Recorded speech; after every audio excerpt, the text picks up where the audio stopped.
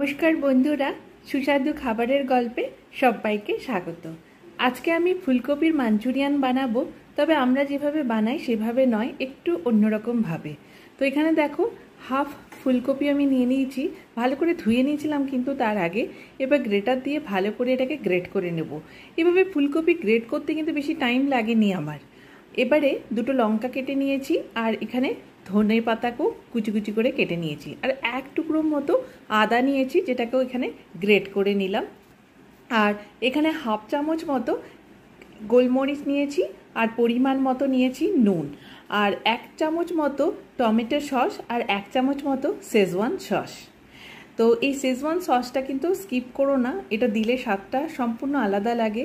আর এক চামচ মতো এখানে ময়দা, এক চামচ মতো এখানে কর্নফ্লোর নিয়েছি। খুব বেশি ময়দা আর খুব বেশি কর্নফ্লোর দেওয়ার দরকার নেই, নইলে কিন্তু একটু বেশি আটা আটা লাগে। আর এক চামচ মতো কাশ্মীরি লঙ্কার গুঁড়ো।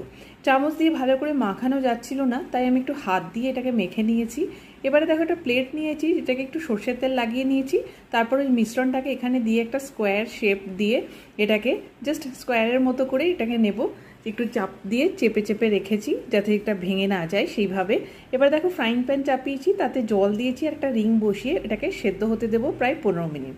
আর এদিকে দেখো, আমি কিছু কাটিং চপিং করেছি। একটা টমেটো কেটেছি, পেঁয়াজ কেটেছি, আর রসুন, আর কেটেছি ধনেপাতা। আমার কাছে কিন্তু ক্যাপসিকাম ছিল না, তোমাদের কাছে ক্যাপসিকাম থাকলে ক্যাপসিকামটা ইউজ করো। আর এখানে দেখো, পাক্কা 15 মিনিট হয়ে গেছে, এটা সেদ্ধ হয়ে গেছে। এবার এটা একটু ঠান্ডা হতে দেব। ঠান্ডা হয়ে গেলে এটাকে পিস পিস করে কাটবো।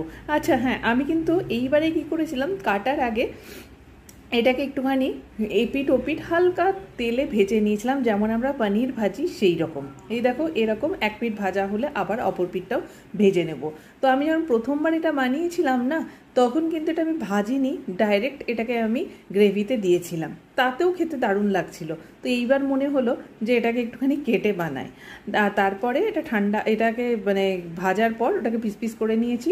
এবারে যেমন আমরা মাঞ্চুরিয়ানে গ্রেভি বানাই, প্রথমে রসুনটাকে একটুখানি ভেজে নেব, তারপর পেঁয়াজ টমেটো দিয়েছি, ক্যাপসিকাম থাকলে তোমরা একটু ক্যাপসিকাম দিয়ে দিও, তারপর নুন দিয়েছি, তারপরে এক চামচ মতো এখানে টমেটো সস আর একটুখানি সয়া সস অ্যাড করেছি।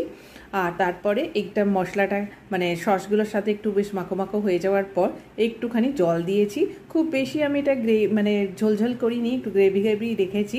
তারপরে এটাতে ওই পিস পিস করে রেখেছিলাম যে ফুলকপিটা, সেটা এখানে অ্যাড করে দেবো। ব্যাস হয়ে গেল ফুলকপির মাঞ্চুরিয়ান, ফুলকপির ভাপা মাঞ্চুরিয়ান। আশা করি ভালো লাগবে ভিডিওটা, এইভাবে একবার বানিয়ে দেখো। রান্নাগুলো কেমন